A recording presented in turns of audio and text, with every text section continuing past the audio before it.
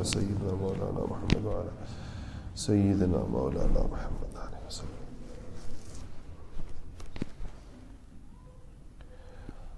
قرآن پاک کا ایک انداز ہے کہ جب کوئی بہت اہم بات اللہ جل شانہ نے فرمانی ہوتی ہے تو اس بات کی اہمیت کی طرف انسان کو متوجہ کرنے کا ایک انداز یہ ہے کہ انسان کے گرد و پیش میں سے اللہ جل شانہ ان چیزوں کا انتخاب فرماتے ہیں جس کا انسان روز و شب مشاہدہ کر رہا ہوتا ہے، دیکھ رہا ہوتا ہے اس کو، اس کی نگاہیں دیکھ رہی ہوتی ہیں، اس کی عقل دیکھ رہی ہوتی ہے، اور وہ اس کا صبح و شام مشاہدہ کر رہا ہوتا ہے ان چیزوں کا۔ تو اللہ جل شانہ ان چیزوں کی کچھ عبرتناک پہلوؤں کی جانب انسان کو متوجہ کر کے وہ بات فرماتے ہیں جو انسان کے لیے انتہائی مفید، بہت اعلیٰ درجے کے اندر اس کے لیے فائدہ مند ہوتی ہے۔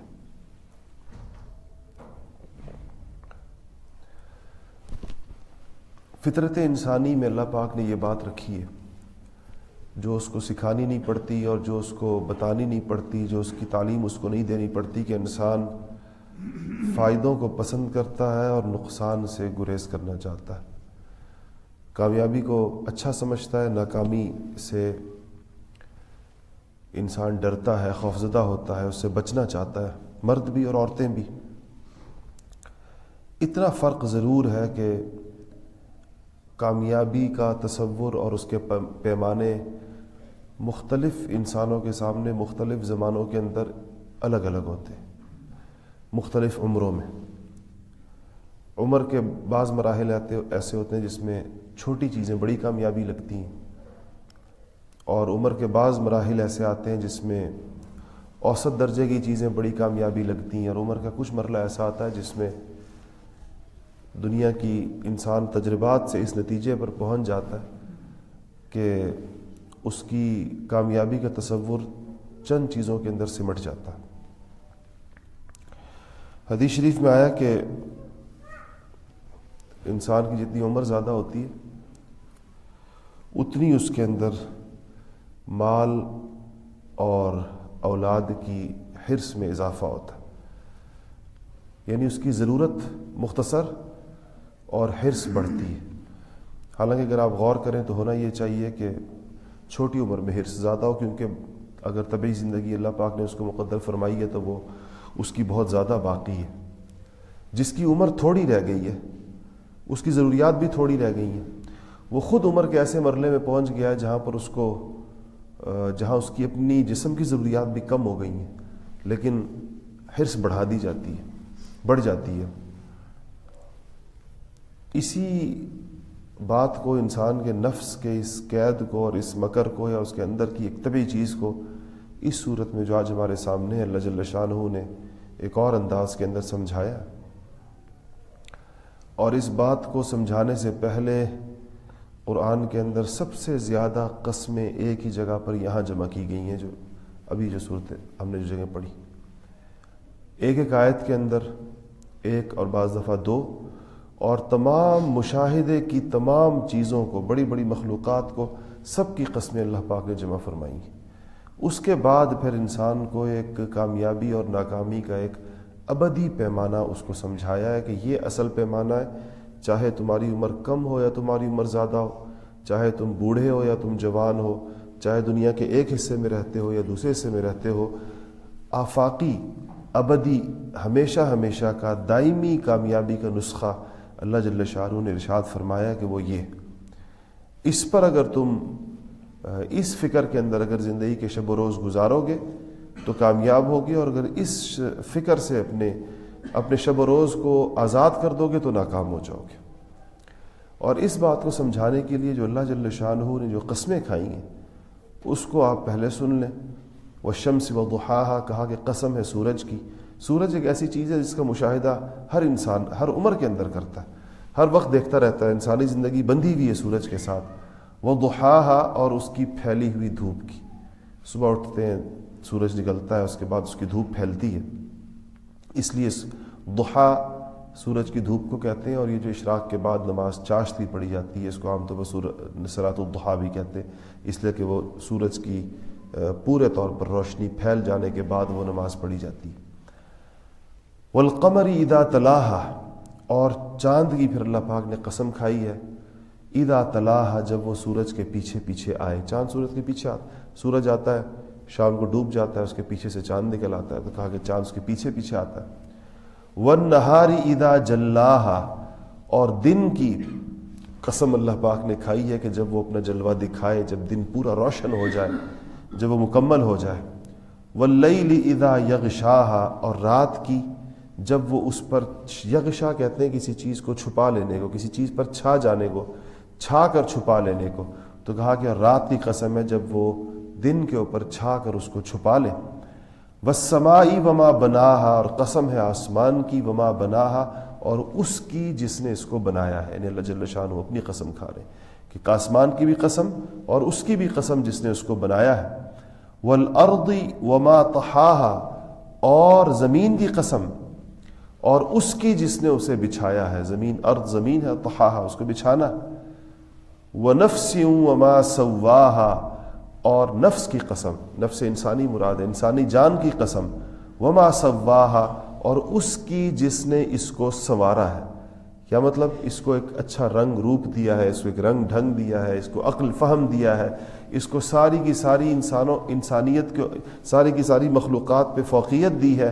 یہ سوا، اس کو بنانا، جوڑنا ہے، اس کو بہتر کرنا ہے۔ فَأَلْهَمَهَا فُجُورَهَا وَتَقْوَاهَا، الہما الہام سے نکلا ہے، اس کا مطلب ہوتا ہے دل میں کسی بات کا ڈالنا، اس کو الہام کہتے ہیں۔ تو اللہ پھر اس کے دل میں وہ بات بھی ڈال دی، فَأَلْهَمَهَا فُجُورَهَا وَتَقْوَاهَا، کہ جو انسان نے فجورها، جو انسان نے برے کام کیے، وَتَقْوَاهَا، اور جو اس نے اچھے کام کیے، جو اس نے پرہیزگاری کی، یہ اس کا احساس انسان کے دل میں اللہ جل شانہ نے ڈال دی۔ ہر انسان کو اس بات کا احساس اور اس کا خیال رہتا ہے اپنی زندگی کے اندر کہ دیکھیں، پتہ اس کا ہوتا ہے، اس کے اوپر شرمندگی اور شرمساری کی کیفیات الگ الگ ہوتی ہیں۔ حضرات صحابہ کرام رضوان اللہ تعالی علیہم اجمعین کے بارے میں تابعین حضرات کہا کرتے تھے کہ حضرات صحابہ سے اگر کوئی چھوٹی موٹی چوک یا غلطی ہو جایا کرتی تھی تو ان کو ایسے لگتی تھی جیسے کہ کوئی پہاڑ ہے، جیسے کوئی پہاڑ کسی کے اوپر آ کر ڈال دیا جائے تو وہ بندہ جس طرح اس کے نیچے دب جاتا ہے، وہ اپنی چھوٹی چھوٹی معمولی خطاؤں اور غلطیوں کو اپنے اوپر ایسا محسوس کیا کرتے تھے۔ اور ان تابعین نے کہا کہ آج کے دور کے لوگ پہاڑوں جتنے گناہوں کو مکھیوں کی طرح سمجھتے ہیں، جیسے کسی پر کوئی مکھی آ کر بیٹھ جائے، اس سے کوئی وزن نہیں ہوتا، پہاڑ جتنا گناہ انسان کو اتنا چھوٹا لگتا ہے۔ تو نفس انسانی کے بارے میں اللہ نے قسم کھائی ہے کہ فَأَلْهَمَهَا فُجُورَهَا، کہ اس نفس کو اللہ جل شانہ نے اس کے اندر یہ چیز ڈالی ہے کہ یہ اپنی بدکاریوں کو، اپنی برائیوں کو بھی پہچان جاتا ہے، اس کا بھی اس کو شعور دے دیا ہے، وَتَقْوَاهَا، اور اس کے تقوی کا بھی اللہ جل شانہ نے، اس کی پرہیزگاری کا بھی۔ یہ تمام قسمیں کھا کر، یعنی سورج کی اور اس کی دھوپ کی اور چاند کی اور اس کے سورج کے پیچھے آنے کی، اور دن کی اور اس کے اجالوں کی، اور رات کی اور اس کے اندھیروں کی، اور آسمان کی اور اس کے بنانے والے کی، اور زمین کی اور اس کے بچھانے والے کی، اور نفس انسانی کی اور اس کو سنوارنے والے کی یا اس کو ٹھیک کرنے والے کی، اور اس کے اندر نیکی اور بدی کے جذبات کو سمجھنے کی طاقت رکھنے والے کی، یہ تمام قسمیں کھا کر اللہ جل شانہ نے وہ ابدی اصول بیان فرمائے، قد افلح من زکاہا وقد خاب من دساہا، کامیاب وہ ہوا، فلاح اسے ملے گی، من زکاہا، جس نے اپنے نفس کو پاکیزہ بنا لیا، اور خوابہ کہتے ہیں نقصان اٹھانے والا، نامراد ہونے والا، اپنی آرزوؤں اور اپنی تمناؤں کے اندر نامراد ہو جانے والا، جس کو کامیابی نہ ملے، فرمایا کہ نامراد وہ ہوگا من دساہا، جو اپنے نفس کو گناہوں کے اندر دھسا دے گا۔ یہ دو جملے یا دو آیتیں اس کے بیان کے لیے پیچھے کی ان 8 آیتوں کے اندر یہ 13-14 قسمیں کھائی گئی ہیں۔ اللہ جل شانہ نے انسان کو سمجھایا۔ عرب معاشرے کے اندر کسی بڑے آدمی کا قسم کھانا، کسی معزز آدمی کا قسم کھانا بہت بڑی بات سمجھی جاتی تھی۔ روایات کے اندر آتا ہے یہ اعرابی کہلاتے تھے، یہ دیہاتی جو بدو ہوتے تھے، آس پاس کے دیہاتوں سے آتے تھے، تو وہ پڑھے لکھے نہیں ہوتے تھے بالکل بھی، سادے ہوتے تھے جس آج کل ہمارے دیہاتوں میں لوگ ہوتے ہیں، لیکن بڑے سچے ہوتے تھے، جو بات کہتے تھے دل سے کہتے تھے، سچی باتیں کیا کرتے تھے۔ تو آتا ہے کہ ایک اعرابی آیا اور اس نے کبھی قرآن نہیں سنا تھا، نیا نیا آ کر مسلمان ہوا، تو جب آ کر مسلمان ہوا اور اس کو اللہ تعالیٰ کا تعارف ہوا کہ اللہ تعالیٰ ہے، اتنا اس کو پتہ چلا، تو کوئی صحابی تلاوت کر رہے تھے اور اس میں وہ صورت پڑھ رہے تھے جس میں قسمیں تھیں، تو یہ تو اس کو پتہ تھا کہ اللہ کا کلام پڑھا جا رہا ہے، تو جو اس نے قسمیں سنی پہ در پہ اللہ جل شانہ قسمیں کھا رہے ہیں، تو کہتے ہیں کہ بے اختیار چیخ پڑا، کہتا ہے کس نے اللہ جل شانہ کو قسم کھانے پر مجبور کیا، کہ کس نے اللہ کی بات بغیر قسم کے ماننے سے انکار کیا تھا، جو اللہ جل شانہ نے پے در پے اتنی قسمیں کھا کر اپنی بات کو کی تاکید فرمائی ہے یا اس کے اوپر اصرار فرمایا۔ سادہ دل آدمی تھا، چونکہ دل و دماغ ان کے بالکل صاف ستھرے ہوتے تھے، تو اس کا خیال یہ تھا کہ جو اللہ جل شانہ فرما رہے ہیں وہ تو ایسی ماننے کی چیز ہے کہ اس میں کسی تاکید کی کیا ضرورت پیش آئی۔ تو یہاں پر بھی اگر آپ دیکھیں تو انسان کو اللہ جل شانہ نے یہ بات سمجھانے کے لیے کہ کامیابی تمہاری اپنے نفس کو پاکیزہ کرنے میں ہے اور ناکامی تمہاری اپنے نفس کو گناہوں میں دھنسانے کے اندر ہے، اس بات کو صرف سمجھانے کے لیے اتنی لمبی چوڑی اس کے لیے تمہید قائم فرمائی اور اتنی زیادہ قسمیں اللہ پاک نے اٹھائی ہیں۔ اس کی وجہ کیا ہے؟ اس کی وجہ یہی ہے کہ نفس انسانی ہر وقت اس کو اس کے بالکل کے خلاف کچھ اور چیزوں کے اندر کامیابی کے نقشے دکھاتا ہے اور کچھ اور چیزوں میں ناکامی دکھاتا ہے۔ مثلا ہم کس چیز کو ناکامی سمجھ کر اس سے ڈرتے ہیں؟ ہم فقر کو بہت بڑی ناکامی سمجھ کر اس سے ڈرتے ہیں، فقر یعنی غربت کو۔ نفس ہمیں غربت سے اس قدر ڈراتا ہے کہ جتنے پیسے بڑھتے جاتے ہیں خوف غربت اتنا زیادہ بڑھتا جاتا ہے۔ یا آپ اس کا تجربہ کر کے دیکھ لیں، جن لوگوں کے پاس کروڑوں روپے ہیں ان کا غربت کا خوف ان لوگوں سے کم ہے جن کے پاس اربوں روپے ہیں۔ کسی ارب پتی آدمی کو خوف غربت زیادہ ہوتا ہے بنسبت کسی کروڑ پتی آدمی کو، اور کروڑ پتی کو زیادہ ہوتا ہے بنسبت کسی لکھ پتی کو، اور کسی لکھ پتی کو زیادہ ہوتا ہے بنسبت کسی ہزار پتی کو۔ جس کے پاس جتنا پیسہ زیادہ بڑھتا جائے گا غربت کا خوف اس کے اندر بڑھتا چلا جائے، اس کو ڈر لگتا ہے کہ سارا کچھ، پھر دنیا کے اندر اس کے مظاہر بھی پیش آتے ہیں۔ بعض اوقات دنیا میں بڑے بڑے لوگ اچانک اللہ جل شانہ کے نظام حرکت کے اندر آتا ہے، وہ جو ہمارے محاورے کے اندر کہتے ہیں نا، بڑے بڑے لوگ سڑک پہ آ جاتے ہیں، اور اربوں خربوں کے اندر کھیلنے والے بعض اوقات بالکل ایسے نیچے آتے ہیں کہ اتنے نیچے عام لوگ بھی نہیں ہوتے، عام لوگوں سے بھی اللہ تعالیٰ بعض اوقات اس کے اندر وہ کر لیتا ہے۔ میں کل پرسوں کسی کا ایک بہت مشہور برانڈ کا کہ دیوالیے ہونے کو پڑھ رہا تھا کہ کیسے ان کا نظام اوپر کے پاکستان میں بہت مشہور برانڈ تھا، آپ سب نے اس کا نام سنا ہوگا، تو کہ اس کے ساتھ کیا ہوا اور کیسے ایک نسل نے مٹھائیوں کی ایک دکان سے ترقی کی اور کہاں سے کہاں پہنچے، اور اس کے بعد تیسری نسل کا جب واپسی کا سفر ہوا کھربوں روپے کی جائیدادوں سے، تو وہ کیسے پھر قرضوں، لاکھوں کروڑوں کے قرضوں کے اندر ان کا جانا کیسے ہوا، اور پھر کس قسم کی معیشت سے کس قسم کی معیشت پر آئے۔ بڑی عبرتناک داستان تھی۔ دیکھتے ہی دیکھتے چند سالوں کے اندر زمین سے آسمان کا سفر، جیسے کوئی آسمان سے زمین کا سفر کوئی کرتا ہے۔ اس میں کیا چیز سب سے زیادہ انسان کو خراب کرتی ہے؟ تو وہ خوف فقر ہے ایک چیز۔ دوسرا خوف جو انسان کو سب سے زیادہ پریشان کرتا ہے، اور وہ اس کا اپنی عافیت اور اپنی سلامتی کے بارے میں ایک خوف ہوتا ہے۔ قرآن نے ان دونوں کو 2-3 لفظوں کے اندر جمع کر دیا، اور وہ ہے لإلاف قریش إیلافہم رحلۃ الشتاء والصیف فلیعبدوا رب هذا البیت الذی اطعمہم من جوع وآمنہم من خوف۔ جوع کے اندر کہہ دیا بھوک، جوع کا لفظی ترجمہ ہے بھوک فقر کو کہتے ہیں۔ اللہ پاک نے فرمایا کہ یعنی اس کو اپنے بڑے احسان میں سے گنا ہے کہ جس کو اللہ پاک نے بھوک کے خوف سے نکال دیا، اس کو یہ خوف ختم ہو گیا کہ میں بھوک سے مر جاؤں گا، اور دوسرا فرمایا کہ خوف اس کا ختم کر دیا۔ خوف کا کیا مطلب ہے؟ آج کل بھی جس طرح انسان کو بعض اوقات اس بات کی فکر لگ جاتی ہے کہ میری عافیت کا کیا ہوگا، میری سیکیورٹی کا کیا ہوگا، میری زندگی کا کیا ہوگا، میرے بچوں کی زندگیوں کا کیا ہوگا، ہمارے خاندان کا کیا ہوگا. تو اللہ جل شانہ نے اہل قریش کو کہا ہے کہ تمہیں میں نے ان دونوں چیزوں سے امن عطا فرما دیا، اور یہ بہت بڑا امن ہے جس کو یہ امن اللہ جل شانہ عطا فرماتے. ان دو بڑی اور مختلف چیزیں ہیں. ان دو بڑی چیزوں کو انسان، یہ جو خوف ہے، یہ جو تعلقات بعض اوقات انسان بناتا ہے اور اس کی بڑی بڑی قیمت ادا کرتا ہے.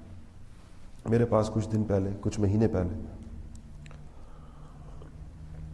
پاکستان کے ایک بہت بڑے تجارتی گروپ، معروف گروپ ہے پاکستان کے چند ایک بڑے ناموں میں سے، اس کے مالک 2 بھائی ہیں. وہ آئے تو انہوں نے کہا کہ آپس میں جھگڑا ہو گیا تھا. جھگڑا اس بات پہ ہوا تھا کہ ایک بھائی یہ کہتا تھا کہ جو کاروبار یہاں تک پہنچا ہے اس میں میرے کانٹیکٹس کا بڑا عمل دخل ہے، میرے روابط کا، اور میں نے اپنے روابط قائم رکھنے کی قیمت دی ہے بہت بڑی، اس پہ خرچہ کیا بہت بڑا. اس دوسرے بھائی نے اس میں میرا ساتھ نہیں دیا، وہ میں نے اکیلے کانٹیکٹس مینٹین کی، اور پروفٹ کے اندر یہ میرے ساتھ برابر کا شریک ہے. ہمارا کاروبار آدھا ہے، 50% میں لیتا ہوں، 50% یہ لیتا ہوں.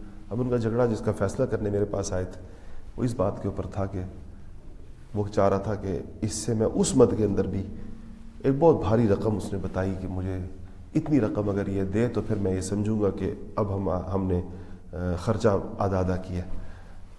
اور وہ بڑی مذاق خیز قسم کی سچویشن تھی، اس کو سن کر بھی ہنسی آتی تھی دوسرے اور کوئی اس کی بنیاد نہیں تھی اس جھگڑے کی کسی قسم کی. اللہ تعالیٰ کا اتنا فضل تھا ان کے اوپر ہر لحاظ سے.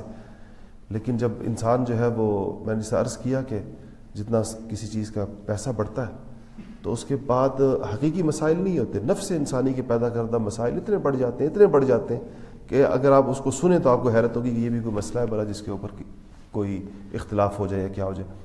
تو اللہ جل شانہ نے جو اتنی قسمیں کھائی ہیں وہ اصل میں نفس کے پڑھائے ہوئے ایک مستقل سبق کی وجہ سے، کہ نفس انسانی مستقل انسان کو خوف میں رکھتا ہے، اور کامیابی کا یہ پہلو اس کے سامنے رکھتا ہے کہ کامیابی اور ناکامی تو یہ ہے، اگر تمہارے پاس پیسے زیادہ نہیں ہیں تو تم ناکام ہو، اگر تمہارے پاس اتنی سیونگ نہیں ہے جو تمہیں ہر قسم کے برے سے برے حالات سے بھی بچا کر رکھے تو پھر تم ناکام ہو، اگر تمہارے اتنے مراسم اور تعلقات نہیں ہیں جو تمہیں کل کلا کسی آزمائش سے بچائیں تو پھر تم ناکام ہو.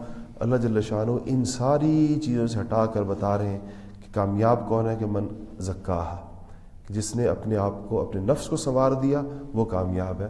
اور نقصان کے اندر کون ہے؟ من دساہا، نقصان میں وہ ہے جس نے اپنے آپ کو گناہوں کے اندر، گناہوں کے جوہڑ کے اندر اتار دیا، گناہوں کی دلدل کے اندر پھنسا دیا، ناکام وہ ہے. اور جس نے اپنے آپ کو اس دلدل سے نکال کر اپنے نفس کو سنوار دیا کامیاب وہ ہے. مردوں کے لیے بھی یہی پیمانہ بیان فرمایا گیا ہے، عورتوں کے لیے بھی یہی پیمانہ بیان فرمایا. اس کے علاوہ اگر ہمارے ذہن کے اندر کوئی اور نقشہ کامیابی اور ناکامی کا ہے تو اللہ جل شانہ نے اس نقشے کو مکمل طور پر مسترد کر کے رکھ دیا ہے قرآن پاک کی اس آیت اور اس صورت کے اندر. اب یہ چیز انسان عقلی طور پر بعض اوقات مان جاتا ہے. سب سے اہم سوال یہ پیدا ہوتا ہے کہ اس کا حق الیقین کہتے ہیں، جو اندر سے انسان کا دل اس کی گواہی دیتا ہے اور اس کے اعضاء و جوارح، انسانی جسم کے آرگنز اس کو تسلیم کر کے اس چیز کے اوپر آ جاتے ہیں، اس پر ان کا یقین بیٹھ جاتا ہے. اس کے نتیجے کے اندر ان کو نمازوں کے اندر، تلاوت کے اندر خشوع نصیب ہو جاتا ہے، اللہ جل شانہ کے کلام کے ساتھ ایک تعلق پیدا ہو جاتا ہے، اور حلال اور حرام کی جو درمیانی لکیر ہے وہ ان کے نزدیک بہت زیادہ واضح ہو جاتی ہے. کسی بھی صورت کے اندر یہ ان کے لیے جیتے جی ممکن نہیں ہوتا کہ وہ حلال اور حرام کے درمیان جو اللہ پاک نے ایک خندق قائم کی ہے اس کو وہ پار کر لے، اس کو وہ یہ سمجھے کہ اس سے کوئی فرق نہیں پڑتا. یہ چیز اس کے درمیان واضح ہو جاتی. یہ اس یقین کا عملی پہلو ہے.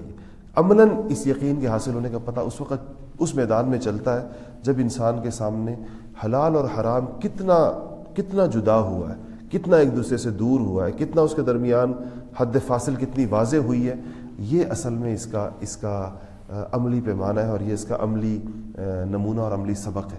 اگر یہ چیز انسان کے اندر نہیں آئی تو پھر یہ باقی سارا فلسفہ ہے، پھر یہ ویسے اس کے خیالات ہیں، اس کی باتیں ہیں، اس نے کچھ چیزیں سمجھی ہوئی یا آدھی سمجھی ہوئی اور آدھی نہیں سمجھی ہوئی ہیں، در حقیقت وہ اس بات کو پورے طور پر اس وقت سمجھا ہوا تصور ہوگا کہ جب حلال اور حرام انسان کے درمیان انسان کے لیے واضح ہو جائے.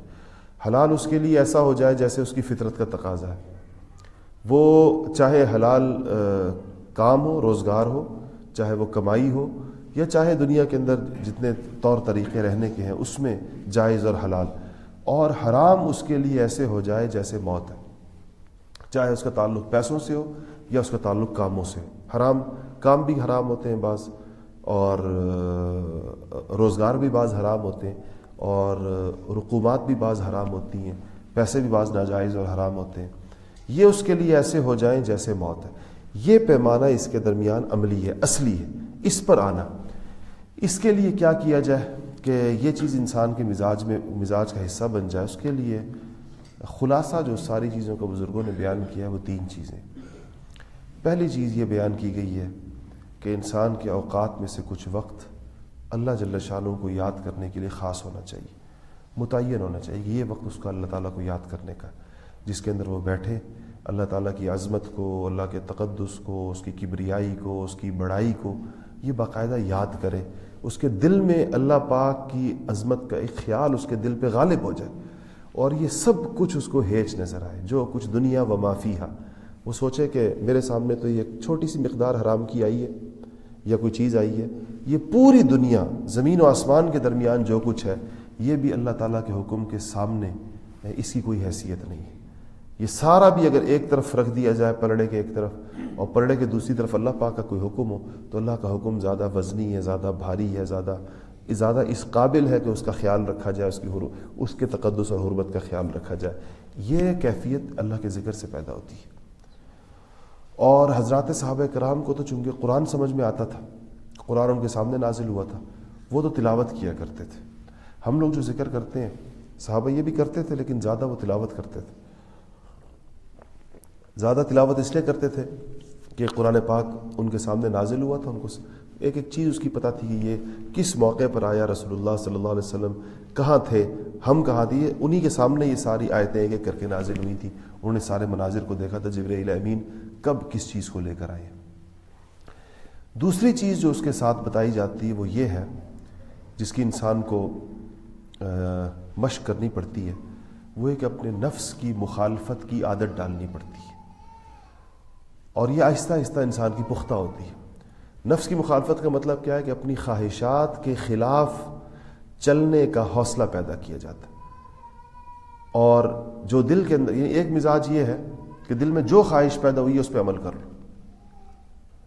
یہ جو حضرات صوفیہ مجاہدات کرواتے ہیں، حلال چیزوں سے بھی منع کر دیتے ہیں بعض اوقات کچھ وقت کے لیے. وہ حلال سے اس لیے منع کرتے ہیں کہ حلال سے بھی جب روکتے ہیں تو پھر حرام کی طرف جانے کا مزاج بالکل ختم ہو جاتا ہے. مثال کے طور پر پرانے زمانے میں، اب تو مجاہدات ختم ہو گئے، جو مجاہدے کروائے جاتے تھے نا وہ 3-4 چیزوں سے بہت زیادہ ہوتی تھی. ایک کھانے پینے کا مجاہدہ کرایا جاتا تھا کہ نفس کی خواہش ہوتی ہے وہ بہت زیادہ کھائے اور ہر چیز کھائے، تو وہ تھوڑا کھلاتے تھے، کہتے تھوڑا کھائے گا. سونے کی خواہش انسان کا نفس چاہتا ہے بہت زیادہ سوئے، تو تھوڑا سلاتے تھے. اور انسان لوگوں کے درمیان بیٹھ کے گپے مارنا چاہتا ہے، گپ شپ ہو، دوست ہوں، تو وہ کہتے تھے کہ کم کیا کہتے ہیں اس کو، کم بولے، قلت کلام جس کو کہتے ہیں، اس کی بول چال پہ پابندی لگاتے تھے. اچھی گفتگو پر بھی پابندی لگا، اچھی بات بھی کم کرنی. اور چوتھا، انسان کو لوگوں کے ساتھ جو ملنے جلنے کا اور ان کے ساتھ وقت گزارنے کا جو شوق ہوتا ہے اس پہ پابندی. ان میں سے کوئی چیز بھی ایسی نہیں تھی جو حرام ہو. یہ جو چاروں مجاہدات ہوتے تھے، نہ کھانا کھانا حرام ہے، نہ باتیں کرنا حرام ہے، نہ سونا حرام ہے، اور نہ لوگوں سے ملنا جلنا حرام ہے. لیکن وہ انسان کے نفس کو ایک چیز کی مشق کراتے تھے. اس مشق کے نتیجے کے اندر یہ ہوتا تھا کہ پھر انسان ان میں ایک توازن آ جاتا تھا. ان چیزوں میں حرام کا تصور نہیں پیدا ہو سکتا تھا کہ وہ اس کے اندر حرام کی حد تک چلا جائے. مثلا کیا کہ کھانے پینے کے اندر وہ حرام پر نہیں جا سکتا تھا. لوگوں سے بات چیت کے دوران جب بھی بولنے کی وہ جو پابندیاں ختم ہوں گی اس کے اوپر، جب وہ اپنی تربیت کا زمانہ گزار لے گا، تو پھر اس کی گفتگو کے اندر جھوٹ نہیں ہوگا، اس کی گفتگو میں غیبت نہیں ہوگی، اس کی گفتگو میں چغلی نہیں ہوگی، اس کی گفتگو میں مبالغہ نہیں ہوگا، اس کی گفتگو میں بہتان نہیں ہوگا، اس کی گفتگو میں لایانی پن نہیں ہوگا، بلا وجہ کی نہیں ہوگی. یہ مشق اس کی ہو جائے گی. سونے کے اندر جب وہ اس کو تھوڑا مجاہدہ کراتے تھے تو اس کی نیند قابو ہو جاتی تھی. وہ اوقات جو آج اس کے بے تکان سونے کے اندر ضائع ہو رہے ہیں تو وہ اللہ تعالیٰ کی عبادت کے اندر لگتے تھے. اور لوگوں سے ملنے جلنے کے اندر جب وہ ان سے احتیاط کراتے تھے، پھر جب وہ لوگوں سے ملنا جلنا شروع کرتا تھا اس تربیتی نظام سے گزر کر، تو پھر لوگوں کے ساتھ ملنے میں لوگ اس کے شر سے محفوظ رہتے تھے. یہ بہت بڑی چیز ہے کہ انسان کے شر سے لوگ محفوظ رہیں، کسی کو اس نے شر نہ پہنچایا. آپ غور کریں، آج کل جب کوئی بندہ فوت ہوتا ہے تو سب سے اہم بات جو ہم اس کی یاد کرتے ہیں وہ یہ یاد کرتے ہیں کہ بڑا بے ضرر آدمی تھا. یہ اس کی سب چیزوں پر حاوی ہو جاتی ہے یہ بات. اس سے کبھی کسی کو تکلیف نہیں پہنچی. ہم لوگ اس بات کو کتنا ذکر کرتے ہیں کسی کے فوت ہونے کے اوپر، جی بڑا بے ضرر آدمی تھا. کسی آدمی کو آج تک اس سے تکلیف نہیں پہنچی، اور یہ اس کی بہت بڑی خوبی بیان کی جاتی ہے کسی انسان کی. تو یہ جو قلت اختلاط مال انام کہتے ہیں اس کو، لوگوں سے ملنے جلنے کے اندر ایک مجاہدہ کروایا جاتا تھا، اس کے بعد لوگ انسان کے اس شر سے محفوظ ہو جاتے تھے. کسی کو تکلیف پہنچانے کا وہ سوچ نہیں سکتا. خود تو بڑی سے بڑی مشقت لوگوں کے لیے اٹھا لے گا، لیکن اپنی وجہ سے کسی کو تکلیف میں نہیں ڈالے گا.